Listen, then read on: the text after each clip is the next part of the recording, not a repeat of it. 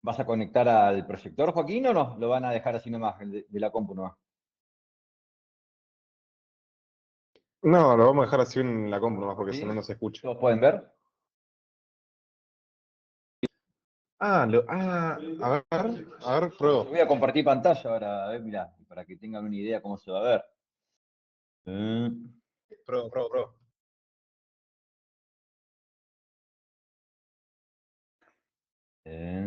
Compartir ventana.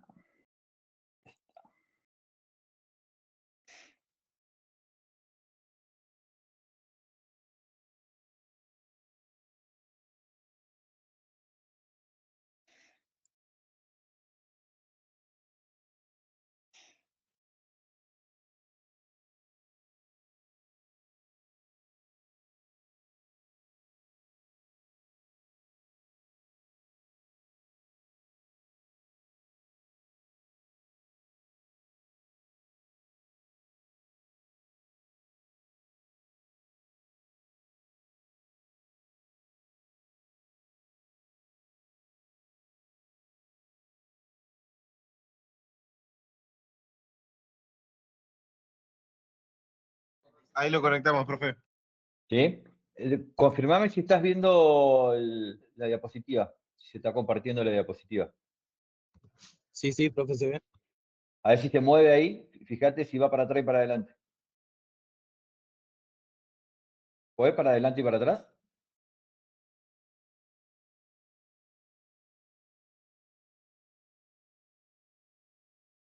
¿Alguno que me confirme si se ve cómo se mueve que voy pasando de Yo aunque sea diapositiva? lo veo, profe. Sí se ve. Porque la otra vez, cuando hicimos la primera clase, ninguno me avisó que quedó en una diapositiva fija y nunca pasó. Se ve que lo tenían de fondo como radio, estaban haciendo cualquier cosa y me tenían muteado. Guacho, porque después cuando vi el video, vi que era una sola diapositiva. Me la pasé una hora hablando con una diapositiva fija.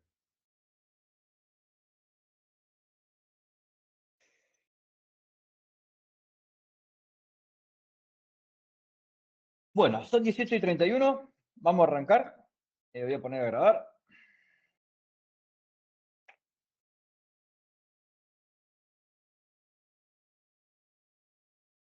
Español, México, no. A ver si está español, Argentina.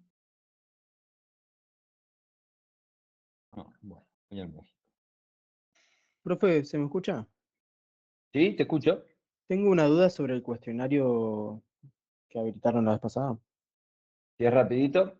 Sí, había una pregunta que decía que el almacenamiento de HDD lo comparaba con el SSD. Sí. Y una parte decía que los HDD tenían mayor almacenamiento que los SSD, lo cual es falso. Y, Pero no, la pregunta era, en un principio, cuando empezaron a salir los discos de estado sólidos, no llegaban a tener el mismo tamaño que los discos rígidos comunes, que llegábamos a tener para servidores discos de hasta 32 GB, para discos muy zarpados de servidores. Y los discos de SSD salían en menor capacidad. Desde que salieron los discos hasta ahora han avanzado mucho y hoy prácticamente están igualados, ¿no? Pero en un primer momento siempre era no solo más económico, sino que no se conseguían discos de estado sólido grandes. Si uno quería, por ejemplo, un disco de 4 GB para hacer un NAS, que generalmente tenés un montón de discos de 4 GB, de 8 GB, no conseguías discos SSD de 8 GB. Y si conseguías discos SAS o discos SATA de 8 GB. A eso se refiere. entiendo. O sea, es una pregunta como para antes. Hoy Sí, en día pero ya la verdad, habría que ver bien, ¿eh? Yo no sé si conseguís disco estado sólido de 32 GB hoy en día, ¿eh? No me puse a buscar, pero si se consigue, no debe ser muy habitual.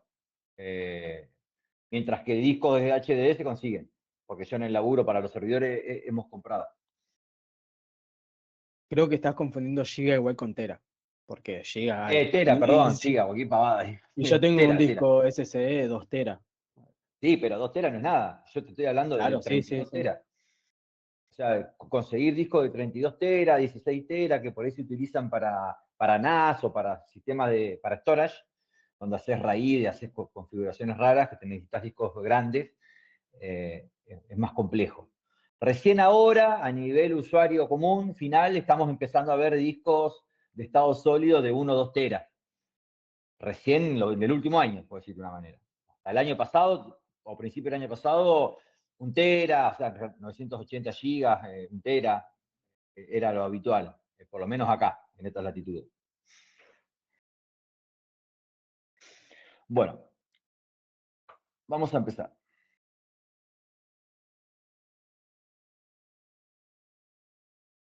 Bueno, hoy vamos a hablar, todos pueden ver, me confirman que se ve la diapositiva, Fundamento de Software parte 1, ¿qué es el software? Sí, sí. Bárbaro. Gracias. ¿Qué es el software? Bueno, un poquito ya habíamos hablado de qué es el software, ¿no? El software ya es una palabra inglesa que la hemos importado en muchos idiomas y designa básicamente a todo lo que conforma una computadora que es intangible, digamos, no es fierro, no es algo que nosotros podamos tocar. Esto es de componente intangible que están dentro de las computadoras, en los teléfonos, tablets o cualquier otro dispositivo electrónico. El software, a nivel general, está compuesto por un conjunto de aplicaciones y programas que el objetivo de cada uno de estos son diversos. Vamos a ver en el transcurso de la clase los distintos tipos de software que hay, y que cada uno tiene funciones diferentes o se utilizan para cuestiones diferentes. Esperen que habilito algunos más que están entrando un poquito tarde. Ahí está. ¿Qué es un programa almacenado? También lo vimos cuando vimos la historia de las computadoras, que hubo un hito, que es cuando se empezó a agregar memoria en las computadoras para almacenar datos. Y hablando de un programa, cuando decimos qué es un programa almacenado, que es un término que van a encontrar bastante seguido en lo que es computación, nos estamos refiriendo a un conjunto de instrucciones informáticas que están diseñadas para resolver problemas y se introducen mediante la computadora a través de teclado de dispositivos. Estas instrucciones quedan almacenadas en la memoria, ¿no? Por eso se le llama programa almacenado, y todos estos conjuntos de instrucciones son los que nosotros denominamos el software de una máquina. Como están almacenados en memoria y la computadora puede cambiar de una tarea a otra y después volver a la primera sin necesidad de modificar el hardware, digamos, ¿no? Yo le había dicho que cuando hablamos del gran salto conceptual que se hizo con las computadoras, fue justamente que se permitió con una misma herramienta, un mismo hardware, un mismo fierro, hacer un montón de tareas switchando entre programa y programa. Entonces teníamos diferentes programas con diferentes funcionalidades, todas corriendo en una misma máquina. También me adelanté y les hice un poquito la analogía cuando decía, bueno, ¿qué es un programa? Y un programa se podía asimilar a una receta de cocina, donde la cocina sería la computadora y el cocinero sería el CPU. La idea es que el cocinero va siguiendo una serie de instrucciones para realizar una tarea. Entonces acá el CPU va agarrando las instrucciones de este software y va ejecutando una a una para tener como resultado final la tarea por la cual fue hecha ese software. Por más rápido y eficiente que sea nuestro cocinero, o sea, el CPU, si la receta no está bien escrita, o sea, el programa que nosotros guardamos, el resultado puede tener errores o no ser el deseado, ¿no? El procesamiento de datos. Yo le había dicho, por ejemplo, que los programas tienen que ser muy precisos. Y si hablábamos del ejemplo del cocinero, si el programa dice agarrar 2 huevos y ponerlos en el bol, ¿no? Y batirlos, un CPU, un cocinero que cumple a rajatabla sin un poder de imaginación o de deducción propia, agarraría 2 huevos tal cual como están en la caja, con cáscara, los pondría dentro del bol y los batiría. Y eso no estaría mal si la instrucción era agarrar 2 huevos y ponerlo dentro del bol. Porque en ningún momento estaba la instrucción agarrar 2 huevos, romper, separar la yema y la clara, y solamente esto ponerlo dentro del bol.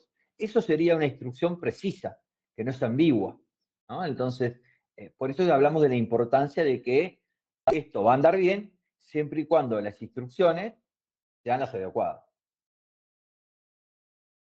Cuando nosotros hablamos de computadoras, de un programa, perdón, siempre va a aparecer el término algoritmo informático. Seguramente ya lo vieron en programación o en el curso de ingreso. Pero cuando hablamos de algoritmo, estamos hablando de un conjunto de instrucciones definidas, ordenadas y acotadas para resolver un problema, ya sea de cálculo o para hacer una tarea. Un algoritmo vendría a ser como un procedimiento paso a paso que tiene un objetivo final, ¿no? Dado un estado inicial, con datos iniciales, yo tengo un objetivo y voy siguiendo una serie de pasos para lograr ese objetivo. El algoritmo es un paso previo al programa, ¿no? Lo que hablamos de algoritmo estamos diciendo que, bueno, es una forma de expresar el razonamiento que yo voy a llevar para resolver mi problema. Si tengo estos datos iniciales, esta condición inicial, quiero realizar tal cosa, ¿cuáles son los pasos que debería ir llevando para llegar a ese resultado? O sea, no está pensado en un lenguaje en particular, no está pensado en un lenguaje de computación, es una suerte de pasos para resolver el problema. Después nosotros como programadores tenemos que agarrar ese algoritmo y pasarlo a un programa, utilizando un determinado lenguaje en particular y adaptando esos pasos genéricos que hicimos en el algoritmo a las instrucciones que me provee ese lenguaje que yo elegí para resolver este problema. Cuando nosotros vemos un algoritmo, siempre vamos a tener como tres cuestiones importantes, ¿no? Por un lado vamos a tener los datos de entrada, que la bibliografía va a estar en inglés, que vamos a tener como input, ¿no? Que son aquella información que el mundo le da al algoritmo como datos iniciales, y que con esos datos tiene que resolver un problema. Después vamos a tener el proceso en sí, es decir, de esos datos de entrada, cuáles son el conjunto de pasos que yo tengo que llevar adelante para obtener esta solución que quiero buscar. Y por otro lado, voy a tener la salida, el resultado a partir de la transformación de esos datos de entrada, de ese input, cuál va a ser el dato de salida, la obtención. Seguramente han visto un montón de algoritmos y han trabajado bastante con esto, no solo en el curso de ingresos, sino en programación, y hay muchos ejemplos de algoritmos, ¿no? Yo me acuerdo cuando estudiaba, una de las cosas que nos daban en las primeras materias eran los algoritmos de ordenamiento, de división, donde te dicen, bueno, tengo una lista enlazada de 20 números, están todos desordenados, ¿cómo hago para encontrar el máximo? Entonces, hay algoritmos que me permiten, que están estudiados, que me permiten a mí, en el menor pasos posibles, realizar eso. Entonces, la lista enlazada con los 20 números sería la entrada. El proceso es cómo voy yo trabajando esa lista de 20 para ir encontrando y guardando el máximo. Y a medida que aparece uno nuevo, ir encontrándolo. Y por último, la salida sería ese elemento mayor de la lista de números que tenía el dato de entrada.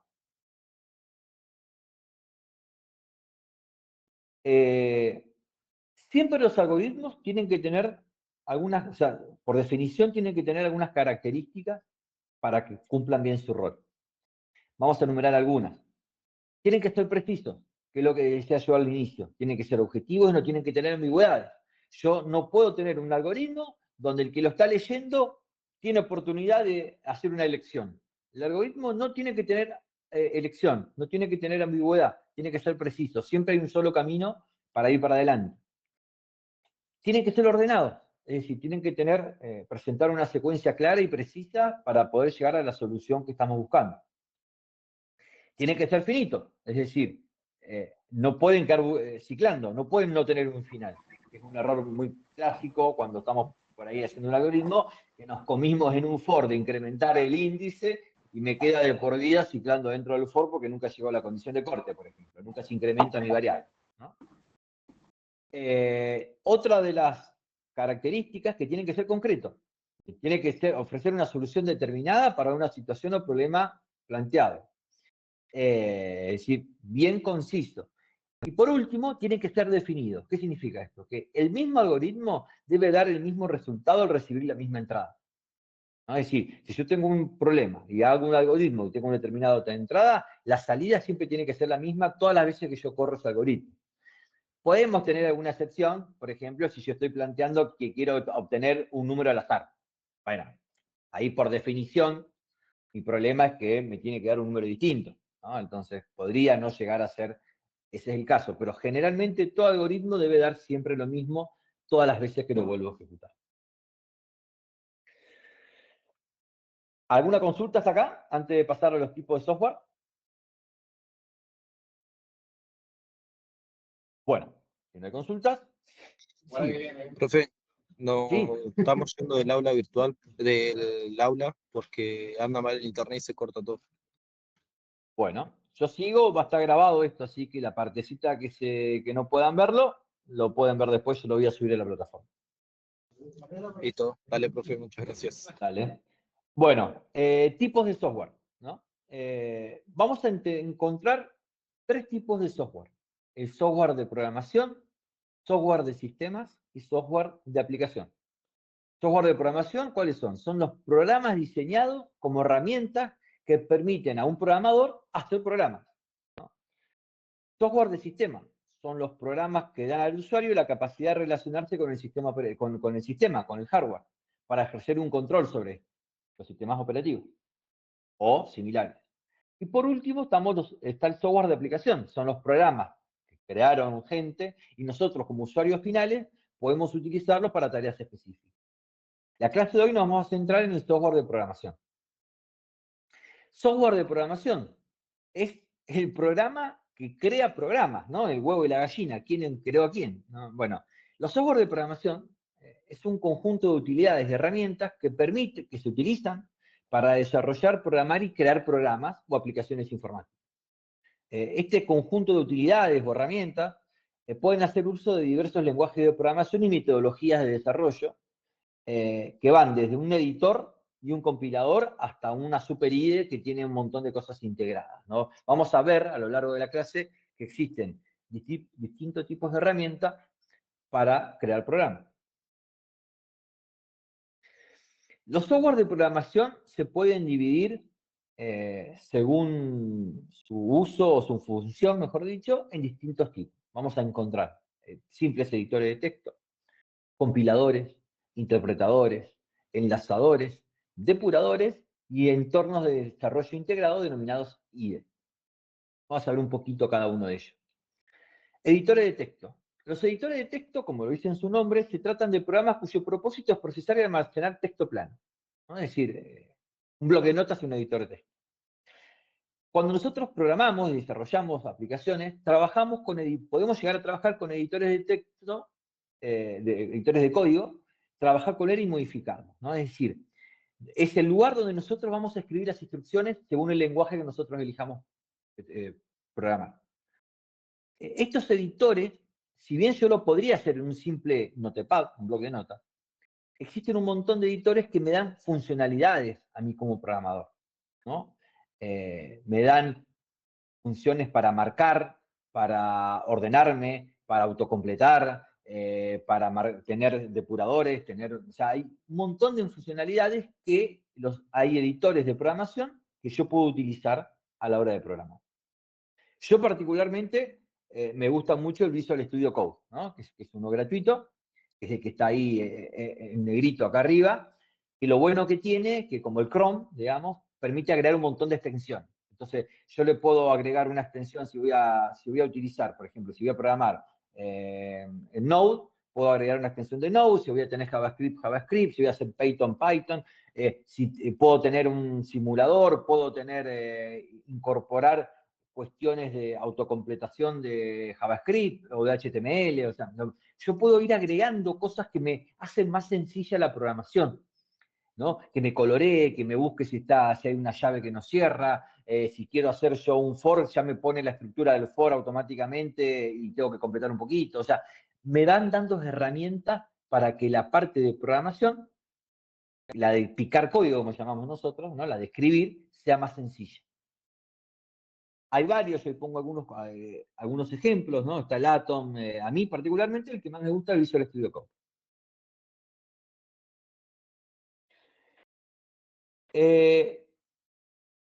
Aparte de los editores, nos vamos a encontrar con otro tipo de software de programación que son los compiladores.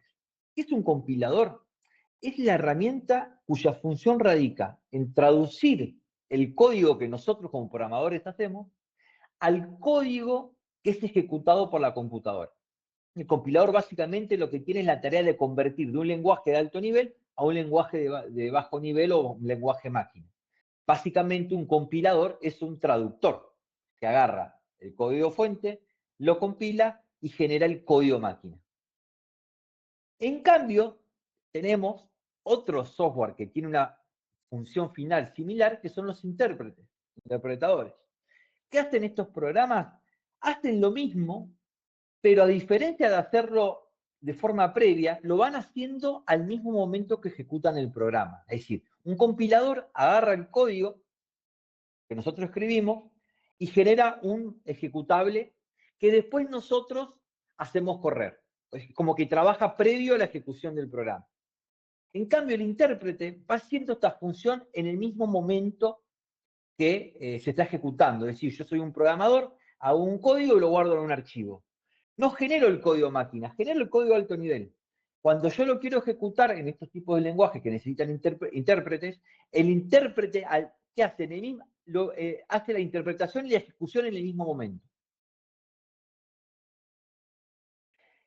Hablamos de los compiladores, los intérpretes, y también dentro de los compiladores, una partecita del compilador, es el linkeador, el enlazador, el linker. ¿Qué hace esto? Por ejemplo, cuando tenemos un compilador, se encarga de agarrar los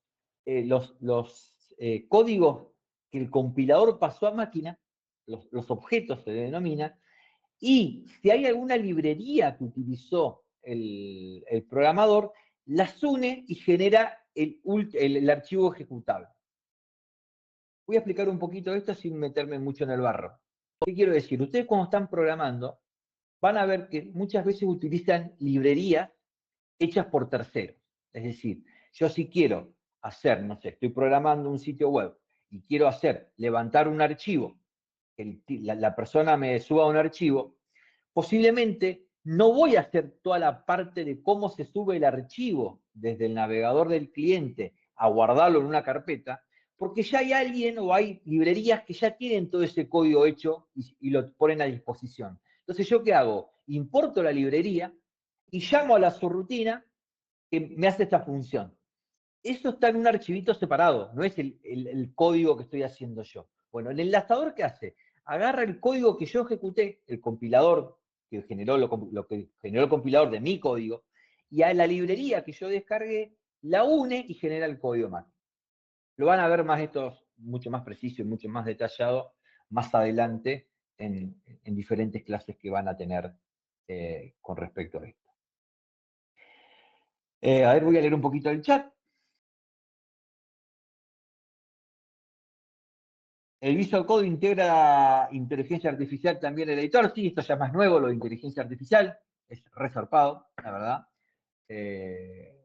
Muchas de las cosas ya vienen prácticamente, le tirás una cosa y te lo resuelve. ¿Cómo se crea una librería? Una librería, cuando vos, depende del lenguaje que estés trabajando, vos podés agarrar y decir que vas a hacer una librería, tiene un formato en particular, y básicamente es como generar un conjunto de subrutinas que están disponibles para ser utilizadas. Entonces vos ponés que vas a hacer una librería, eso te genera, dependiendo, por ejemplo, las clásicas de Windows eran las DLL, y vos cuando generás eso, cuando estás haciendo un programa, importás eso y la podés utilizar. Pero no se preocupen porque esto lo van a ver mucho más adelante.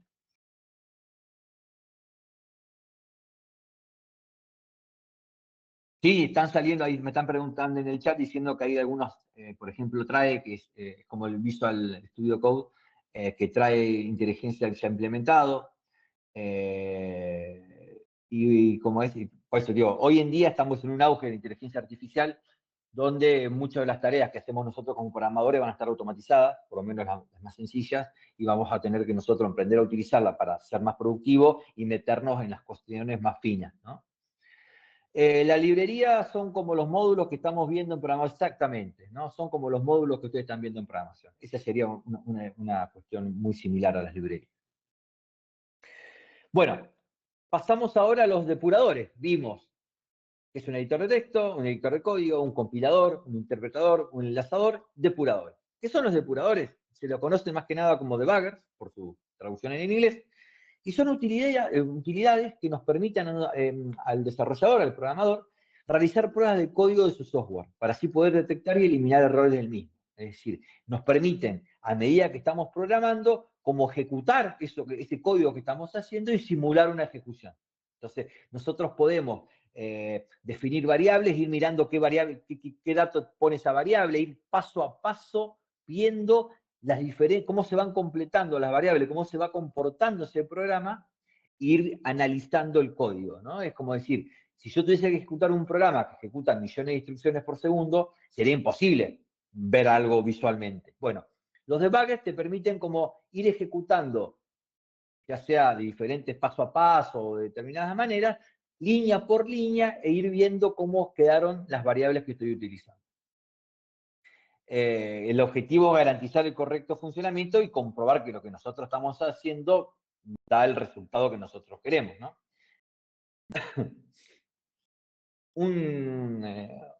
Un detallecito, ¿por qué se le llama debuggers o por qué se le llama bug a un error en la programación? La traducción, si bien tiene varias traducciones, bug es un bicho o polilla, digamos, ¿no? En inglés. Si bien se empezó, hay rastros de que Thomas Edison, ¿no? De la luz, de la corriente, perdón, y el de los teléfonos empezó en aquella época, 1889, hay referencias a bugs. Se hizo popular y de ahí se inmortalizó cuando estaban creando la computadora Mark III, 1947. ¿Se acuerdan que yo les dije que las primeras computadoras eran válvulas de vacío con muchos relés? Relés son como poleas, ¿no? Que se iban moviendo a través de lo que el programa iba diciendo. El que vio, por ejemplo, el código Enigma va a ver que era toda una máquina llena de relés que iban girando haciendo así, ¿no? Bueno, detectaron que un programa no andaba, que tenían un problema, y al revisarlo se dieron cuenta que había un relé, de estos que se tienen que mover, que tenía un error, no se movía o se movía mal. Cuando desarmaron el relé, se encontraron con una polilla adentro, con un bug. Y así quedó inmortalizado en los registros en los logs que hacía esta gente del funcionamiento del programa, y pueden ver la fotito, ¿no? El Relay 70 que mostraba una polilla.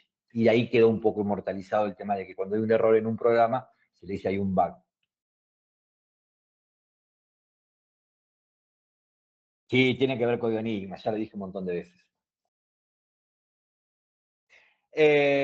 Bueno, y por último tenemos los IDE. ¿Qué son los IDE? Es un entorno de desarrollo integrado. Básicamente tiene todo esto que hablamos, todo junto y más, ¿no? Es una herramienta que tiene editor de código, debugger, tiene compilador, editor y un montón de otras cosas más que me permiten con un solo programa realizar todas las tareas que implican a lo que es el desarrollo, implementación en todo el sistema. Muchas veces hasta te permite empaquetarlos, generar los instaladores, cuando son, por ejemplo, programas de escritorio, son cosas mucho más complejas. Tenemos algunos como el Visual Studio, NetBeans, Eclipse, el Android Studio para aplicaciones, ¿no? Esos son ejemplos de IDE.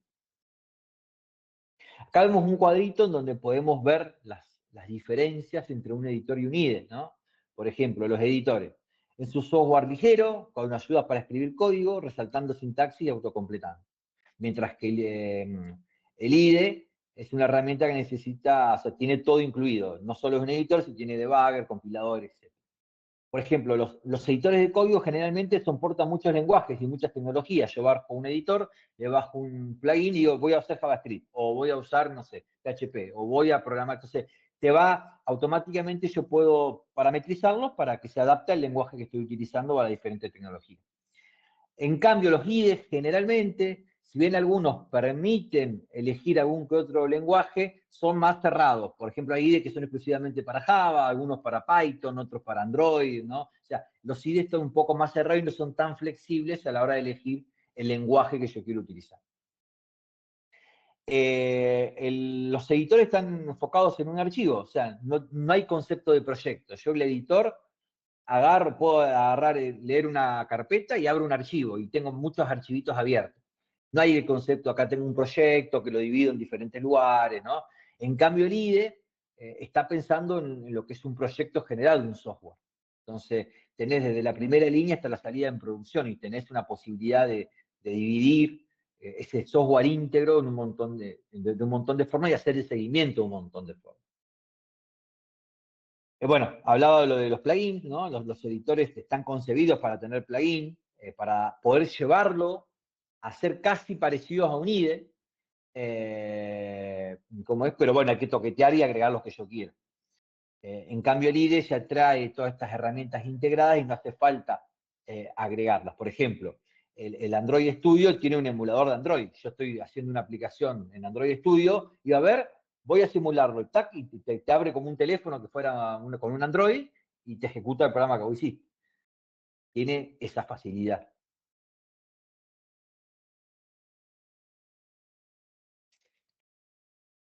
Vamos a definir un poco ahora, y es importante esto porque hay alguna mezcla con lo que vamos a ver más adelante, ¿no? ¿Qué es un lenguaje de programación? Vamos a dar dos definiciones clásicas. Definición 1.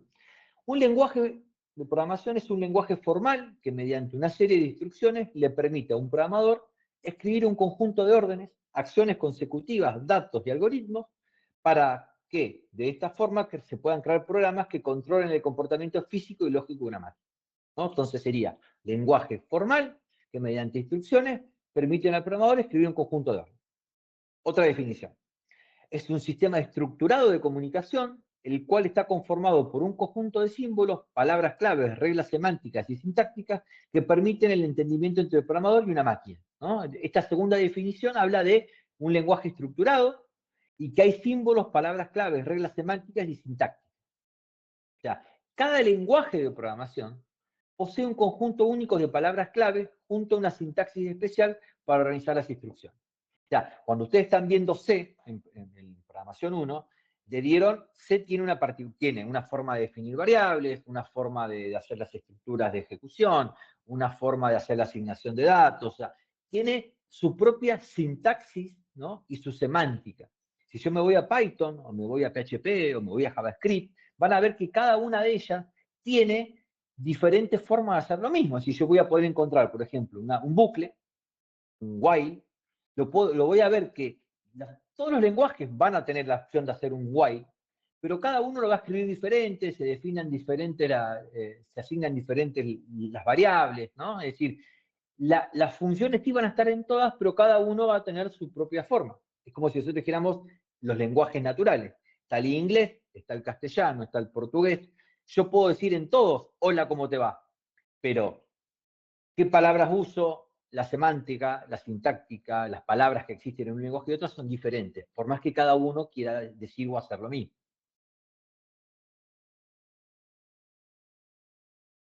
Alguien me estaba pidiendo entrar, me parece. Acá estamos. Hola David. ¿Estás vos dándole? Dale, Guille, gracias. Sí, yo le estoy dando acá para no interrumpir. Perfecto. ¿Cómo se clasifican los lenguajes de programación? Se pueden clasificar en bajo nivel y alto nivel. En bajo nivel tenemos el lenguaje máquina, que serían ceros y unos, y lenguaje ensamblador, que es un poquitito arriba del lenguaje máquina, que es lo que vamos a ver nosotros en la organización de arquitecturas de computador, en la materia del cuatrimestre que viene. Y después tenemos lenguajes de alto nivel, que tenemos tanto los compilados que usan compiladores, o aquellos que son interpretados que usan intérpretes, que son un ejemplo de compilado es C, ¿no? Es decir, lenguajes que están pensados más en el programador, hay una distancia más grande entre el código máquina y lo que nosotros programamos, y es más fácil para nosotros. ¿Qué es un lenguaje máquina? El lenguaje máquina es ceros y unos. Es lo que ejecuta el CPU. Estamos hablando de un montón de ceros y unos, que es el verdadero lenguaje que se interpreta y se ejecuta. Un lenguaje ensamblado es un programa que se almacena en texto y el compilador hace lo que pasa de ese lenguaje ensamblador, lo pasa a ceros y unos. Pero es bastante reducido, fíjense. A ver, acá. Este es un ejemplo de un código en lenguaje assembly, ¿no? Fíjense que tengo sub a x, mover a x a 18 en decimal, restar a x, o sea, fíjense que las instrucciones son siempre de 3 letras, está hablando de registros, está hablando de un número en un determinado sistema numérico, o sea, si bien no estamos hablando de ceros y unos, es una codificación muy rara que difiere mucho de que lo que ustedes ven, por ejemplo, el lenguaje C, que es un poquito de más alto nivel, tiene un poco más que ver con lo que nosotros entendemos. El lenguaje ensamblador es una aproximación, o sea, sería como lo más cercano a los ceros y unos, pero con un lenguaje que entendemos nosotros. Pero para programar el lenguaje ensamblador, tenemos que conocer la estructura del procesador, qué registros hay, qué instrucciones tiene, cuáles son los registros, qué forma de adicionamiento tiene, es decir, cuestiones que nosotros en un lenguaje de alto nivel ni nos interesa ni utilizamos. Nosotros en los lenguajes de ensambladores tenemos que conocer el diseño del procesador y los recursos del procesador de forma directa. ¿Tiene 4 registros? ¿Tiene 8 registros? ¿Tiene 64 registros? Esos registros son de 8 bits, de 16 bits, de 32 bits. ¿Cuál voy a usar para hacer una determinada cosa? O sea, tengo que conocer yo la cocina del procesador. En cambio, cuando yo utilizo un lenguaje de alto nivel, yo me abstraigo de estas cosas. Cuando ustedes están programando en C, no están pensando en cuántos registros tiene el procesador, en qué tipo de direccionamiento tiene. Están en un nivel mucho más arriba de lo que es los ceros y unos. Entonces, me facilita a mí como programador lo que es la tarea de programar, de hacer instrucciones, ¿no? Yo no necesito conocer aspectos físicos del procesador como si lo necesito en los lenguajes de bajo nivel. ¿Qué ventajas tienen los lenguajes de alto nivel? Un poco esto, el código es más sencillo, más comprensible, los lenguajes de alto nivel hacen código para diferentes tipos de computadoras, de procesadores, no tengo que adaptarlos a un procesador en particular. Permite utilizar paradigmas de programación, permite crear programas complejos en muchas menos líneas. Y los inconvenientes es que, bueno, le pasás mucho más laburo al compilador, que los compiladores tienen que ser mucho más zarpados, mucho más inteligentes, y algunos, depende del programa y el compilador o el intérprete, necesitan más recursos de hardware para poder ejecutar. Sobre todo los que son interpretados, que tienen que hacer ese pasaje del lenguaje de alto nivel al lenguaje máquina en el mismo momento donde yo estoy ejecutando el programa. Ejemplos de lenguajes de alto nivel compilados, ¿no? Tenemos C, C++, C Sharp, Visual Basic, Go, Java, ¿no? Estos son todos ejemplos de lenguaje de alto nivel que nosotros utilizamos y que son compilados, es decir, que nosotros hacemos un código, el compilador agarra ese código, lo pasa al lenguaje ejecutable y cuando nosotros ejecutamos el resultante del compilador, no nuestro programa original. Los lenguajes interpretados son aquellos que nosotros hacemos un código y no hay un segundo archivo con el lenguaje máquina, sino que cuando ejecutamos, el intérprete agarra nuestro código original, en ese momento lo procesa y ejecuta las instrucciones, ¿no? Ejemplo de esto que es JavaScript, PHP, Python, Java, Perl, Visual Basic.net, ¿no? Estos son todos ejemplos de lenguajes interpretados donde el código que hacemos nosotros como programador se ejecuta en el mismo, digamos, se transcribe al lenguaje máquina en el mismo momento que se ejecuta.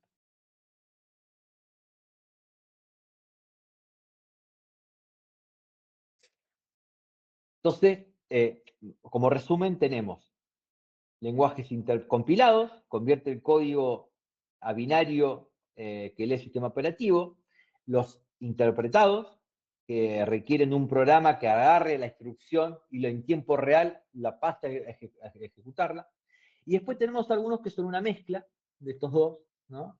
Por ejemplo, Scala o Visual o como Java, que son una mezcla de las dos cosas. Es decir, el código como que se compila una partecita y después se termina de interpretar en el momento de ejecución.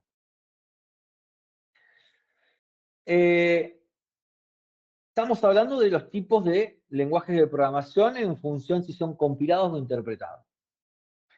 Y ahora podemos hablar de diferentes paradigmas de programas de aplicación, ¿no? Y cuando hablamos de paradigmas nos estamos refiriendo a dónde se van a ejecutar estos programas o de qué manera se van a ejecutar. Tenemos como 3 grandes paradigmas.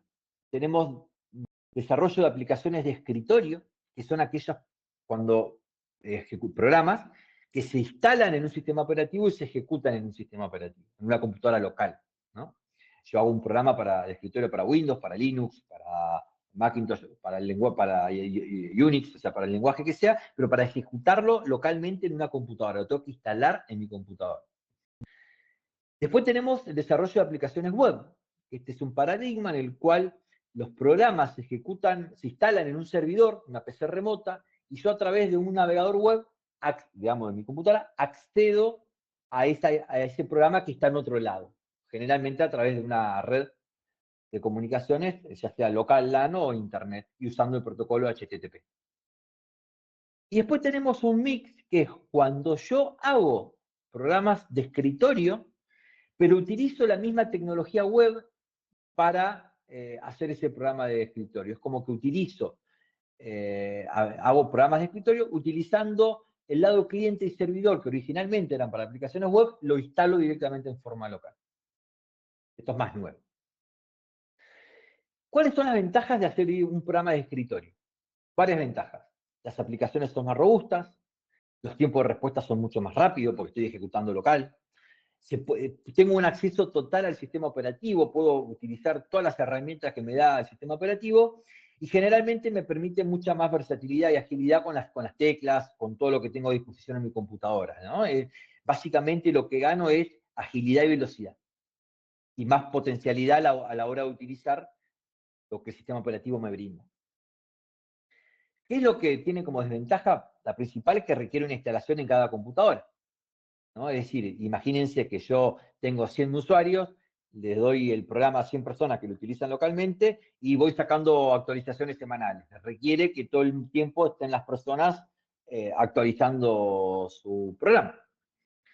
Otra cosa es que yo tengo que hacer diferentes versiones para diferentes sistemas operativos, es decir, si tengo un Linux, si tengo Unix, si tengo Windows, si tengo Mac, o sea, en cambio, cuando no es así, si es un lenguaje web, solo necesito el Chrome, no necesito hacer nada.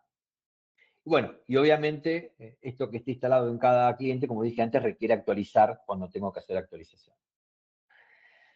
¿Qué ventajas tienen entonces las aplicaciones web a comparación de los escritorios? No requiere actualizaciones en clientes, yo solamente voy actualizando mi servidor. Y automáticamente, ni bien actualizo el servidor, ya todos mis clientes, sean 1, 1000 o 100.000, tienen la versión más reciente.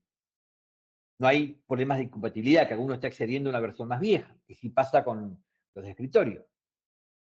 Se centraliza los respaldos. Imagínense que yo quiero hacer un backup.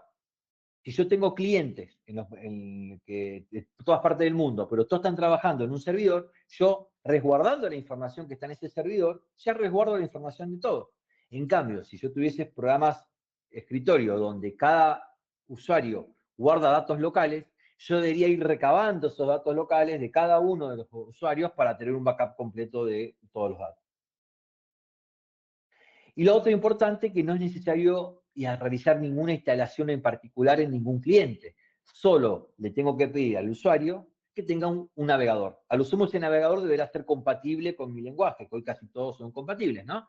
Pero bueno, con tener un Chrome, con tener algún otro navegador, el Opera o cualquier otro, generalmente todos son compatibles con los lenguajes del lado digamos, con los programas de web que hoy en día utilizamos. ¿Cuál es la desventaja? Requiere conexión a red. Es decir, yo necesito estar conectado de alguna manera, ya sea local o vía internet, con ese servidor. Lleva más tiempo desarrollarlo, en comparación con un programa de escritorio que generalmente utilizo IDE, que tengo toda a disposición, pero hoy en día con los frameworks, que vamos a ver un poquito más adelante, algunas de estas cosas se agilizan. Y el otro tema son los tiempos de respuesta, que son más lentos, es decir, no es lo mismo apretar una tecla que me busque un archivo en un programa de escritorio, que cuando yo tengo que hacer esto y el dato tiene que viajar y volver a un servidor a través de internet, ¿no? O cuando tengo que refrescar una página. Siempre, como usuario, en los programas web, parecen más lentos en comparación con un lenguaje, con un programa de aplicación de escritorio. Igualmente, hay tecnologías ahora como Ajax, ¿no? Que permiten que cuando yo quiero actualizar un dato de una página, no tenga que refrescar toda la página, sino que tenga que refrescar únicamente la partecita que yo quiero actualizar. Imaginemos esto. Tengo un sitio web donde tengo en un determinado, una página con muchas noticias o con mucha información, una parte que es el resultado de un partido que se tiene que ir actualizando en vivo, el OLE, ¿no? Antes, cuando no existía Ajax, yo tenía cada 30 segundos que volver a cargar la página para actualizar el resultado. Ahora yo puedo, con técnicas de programación, decir, che, mirá, la página que no se recargue, que solo se recargue el cuadradito donde se está actualizando el resultado del partido. Eso genera que solamente se esté actualizando esa parte, pero no toda la página. Entonces yo no estoy perdiendo tiempo y veo esa demora en cargar todo otra vez. Eso es lo que significa Ajax.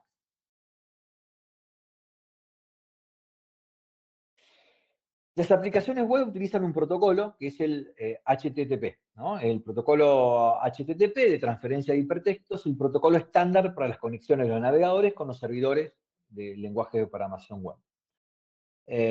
Básicamente, ¿en qué consiste el protocolo HTTP? Cuando nosotros entramos a una página, ¿qué es lo que hace? Imagínense, nosotros somos el usuario, ponemos una URL en nuestra computadora local, y lo que hace nuestro navegador es hacer una petición, un GET, a un determinado servidor, que es donde nosotros pusimos esa dirección.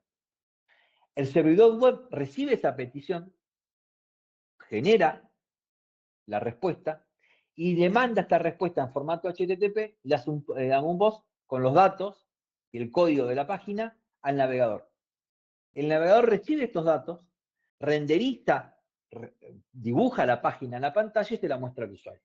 Entonces, fíjense que lo que hace el navegador es mandar datos, recibir los datos y graficar en pantalla los datos que recibió. Eso es un poco los pasos en cómo funciona el protocolo HTTP. Fíjense que vamos a encontrar HTTP y HTTPS. ¿Cuál es la diferencia?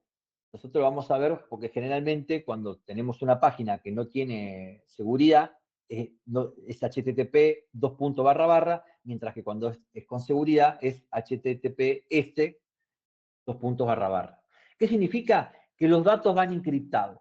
Cuando yo entro a una página, por los home banking hoy en día todos son HTTPS, dice que de mi navegador al servidor los datos van encriptados. Entonces, supongamos que nosotros estamos entrando en una página que no tiene HTTPS, que es plana.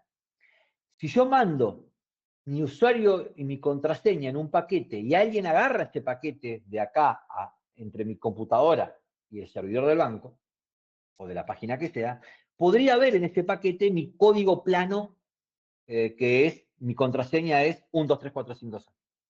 Lo ve, el 1, 2, 3, 4, 5, 6 está en el paquete escrito.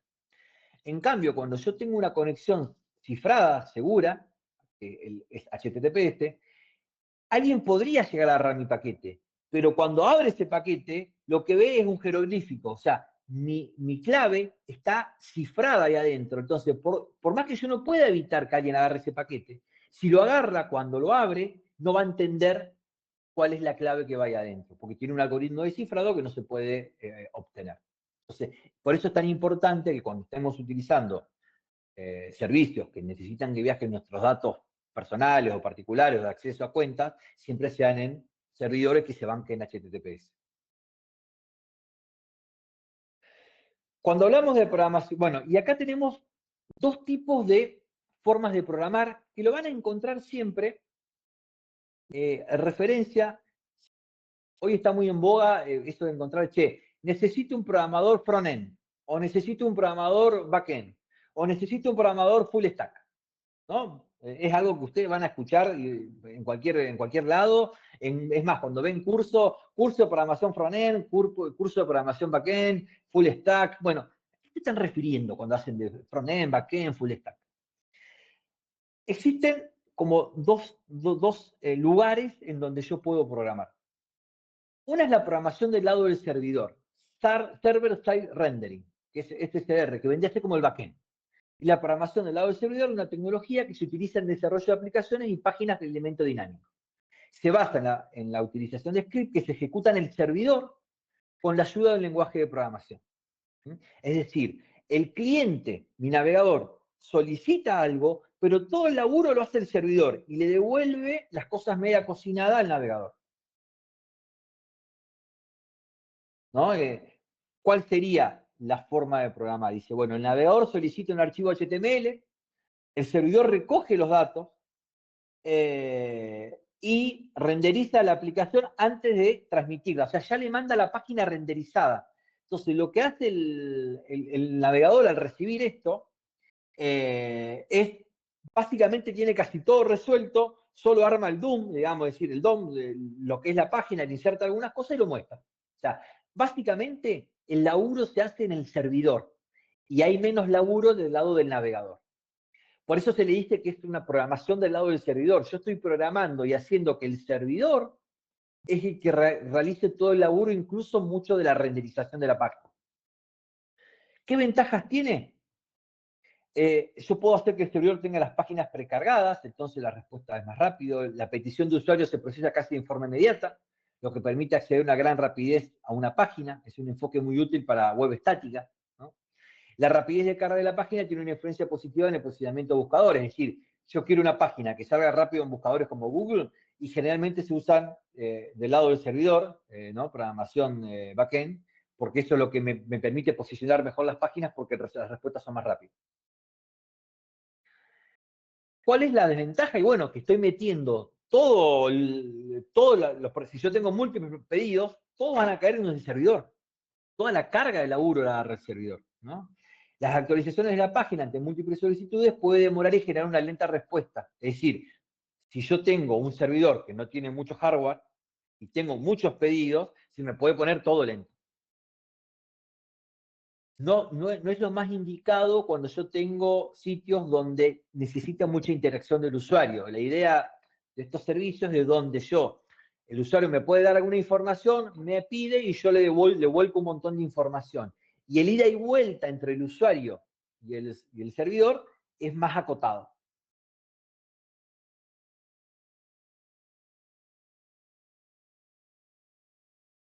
En cambio, o sea, ejemplos de programación del lado del servidor: Node, PHP, Python, Ruby, Microsoft ASP.NET. Estos son ejemplos de lenguajes del lado del servidor. Cuando dicen necesito gente que programe en backend, están buscando lenguajes como este. En cambio, la programación del lado del cliente o la programación de front-end, ¿no? CSR, Client Side Rendering, es una técnica utilizada mayormente para realizar proyectos de contenido más dinámicos. Aquí el servidor no ejecuta ni procesa los scripts en su servidor, sino que está en el navegador. Para ello, los scripts se insertan en un documento HTML o se escriben en un archivo separado que se vincula, como pueden ser las páginas, los CSS o los que es de estilo, ¿no? El servidor web envía un documento HTML y los scripts del navegador los ejecuta y hace el resultado final. Es decir, acá el laburo se lo estoy dando al navegador, es decir, yo tengo mi cliente hace un pedido, lo agarra el servidor obtiene los datos y se lo da medio crudo al navegador. Y el navegador es el que tiene que hacer la renderización de esto que le da el servidor, ¿no? Y la renderización significa dibujar todo y procesar y armar y mostrar el HTML final. O sea, hay mucha más carga del lado del navegador. ¿Qué ventajas tiene esto? Que el proceso renderizado es más ágil, la respuesta que ofrece un sitio web listo para interacción es mucho más rápida cuando no es necesario cargar una página entera. El uso del servidor es mucho más baja, o sea, me permite a mí tener servidores que no tengan que ser tan potentes, ¿no? Porque mucho del laburo se lo estoy distribuyendo entre todos los usuarios, entre los clientes. Y por ahí la navegación, se agiliza la navegación y se hace una experiencia prácticamente impecable. ¿Cuál es la desventaja que tiene el frontend? Mal desempeño en motores de búsqueda, es decir, los motores de búsqueda, como se utiliza mucho JavaScript, ¿no? Que es el lenguaje por default, o por defecto, lo más importante del lado del servidor, del lado del cliente, perdón, le dificulta, por ejemplo, a los navegadores como Google encontrarla y ver los tiempos de respuesta y cómo funcionan, etc. O sea, son muy difíciles de enlazar o de posicionar en los buscadores. También por ahí lo que tiene es que la primera carga de la página es la que más demora. Después las sucesivas, las actualizaciones es más rápida, pero la primera carga, o sea, ingresen ustedes a a una página que tiene, no sé, Infobae, a una página como Olé. O sea, son páginas que tienen mucha información y por ahí la primera carga tarda, pero una vez que yo estoy adentro, la actualización es más ágil. Entonces, si yo hago páginas que tienen, por lo general, un solo ingreso y después cambio, por ahí capaz que no es lo más copado de una elección, digamos, ¿no? Algunos ejemplos de programación del lado del cliente es HTML, CSS, JavaScript. Son los ejemplos de lo que es programación en frontend del lado del cliente. Y acá es muy importante, voy a hablar de los frameworks. Recuerden que estábamos hablando de lenguajes de programación. Los lenguajes de programación son los que tienen la sintaxis, ¿no? Hay lenguajes que son del lado del servidor, lenguajes que son del lado del cliente, pero estamos hablando de lenguajes. PHP, HTML, JavaScript, etcétera, etcétera. Lenguaje. Y es muy fácil mezclar con lo que son los frameworks. ¿Qué son los frameworks? Los frameworks son, los frameworks de programación son software que me permiten hacer más fácil a la hora de escribir, mantener y escalar aplicaciones. Proporcionan herramientas, bibliotecas que simplifican y agilizan la programación. Permiten acelerar el trabajo de desarrollar y también favorecen el trabajo colaborativo, que varias personas estén desarrollando un software en conjunto. Permiten agilizar procesos de desarrollo porque podemos reutilizar herramientas o módulos, ya que tienen un esqueleto con el cual nosotros empezamos a trabajar. Pero no son lenguajes de programación los frameworks. Los frameworks son herramientas que facilitan la programación en determinados lenguajes. Muchas veces se mezcla un poco esto, lo que es un framework de lo que es un lenguaje. Por ejemplo, Django es un framework de programación para el lenguaje Python.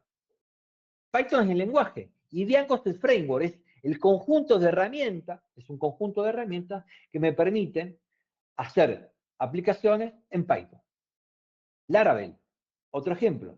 Laravel es un framework de programación de PHP, como lo es G, como lo es, hay un montón digamos, de Symfony, ¿no? Hay un montón de framework para programación en PHP, pero Laravel no es un lenguaje, es un framework que me sirve para agilizar y hacer aplicaciones más fáciles en PHP. Tenemos también el ejemplo de Express, ¿no? Express es un framework que me permite a mí hacer aplicaciones más fáciles utilizando como backend Node y como frontend JavaScript.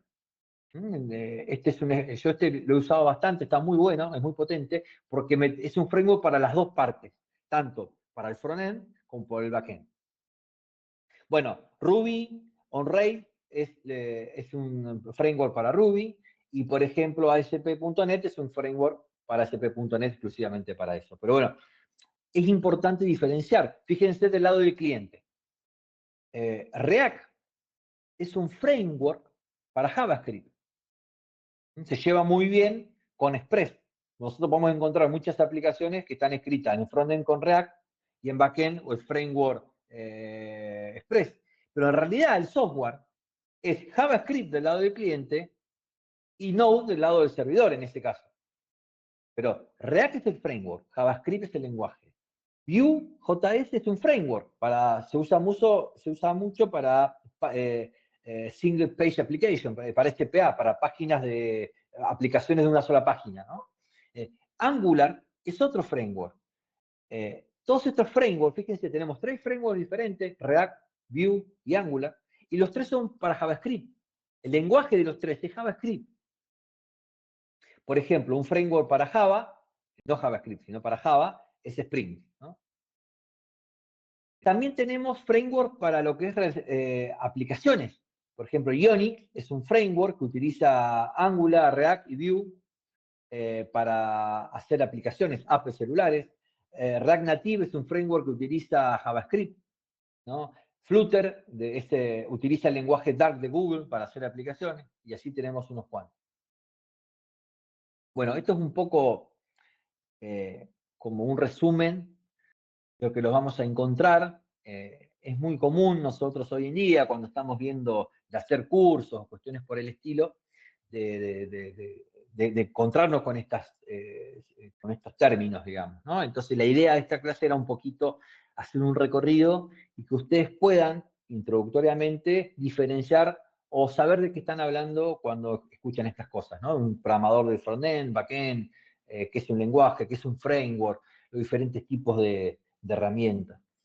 Ya la clase que viene vamos a empezar a hablar de sistemas operativos, vamos a clasificar los sistemas operativos y algunas otras cuestiones, y ya con eso estaríamos ya básicamente en condiciones de realizar el primer parcial. Yo la clase que viene les voy a decir bien la fecha o en la semana, pero calculo que va a ser la última semana de abril, ¿no? Así que ahora voy a ver bien un poco el tema de las fechas, calendario y feriados, pero más o menos nos falta una clase más, que si no pasa nada raro sería la del lunes que viene, y ya ahí estaríamos en condiciones de realizar el primer parcial. Yo seguramente en la semana les voy a estar pasando por plataforma ya directamente la fecha del primer parcial. ¿Alguna consultita, alguna duda?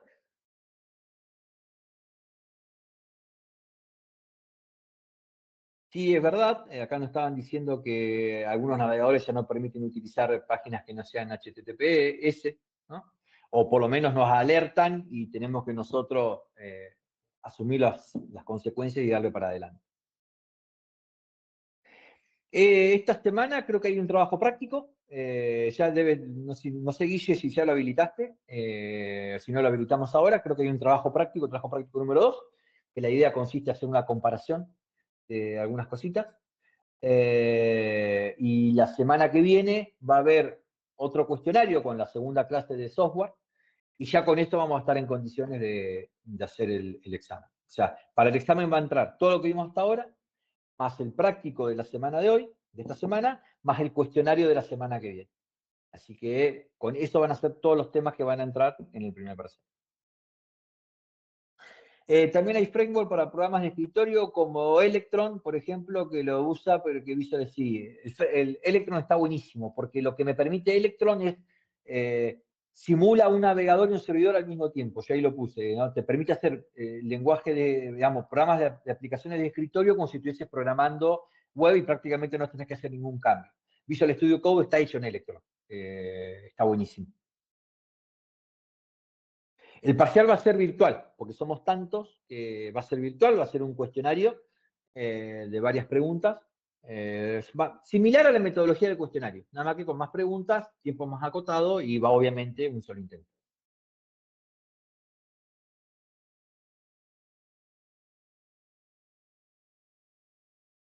Bueno, si no hay más preguntas, los despido y nos vemos la semana que viene de forma presencial, si no hay más, si no pasa nada raro.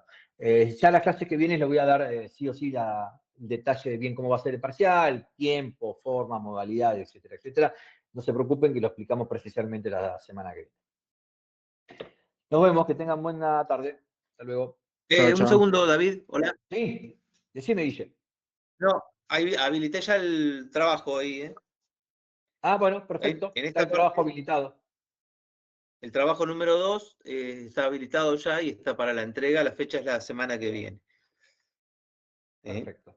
Ya está habilitado, Y entonces después, en tienen la hasta el otro segunda martes. parte de esta clase, hay un cuestionario, pero todavía no llegamos. Está bien. El lunes que viene, cuando hagamos la segunda parte de software, ahí se va a habilitar el cuestionario, que va a ser el último cuestionario que entra en el primer parcial.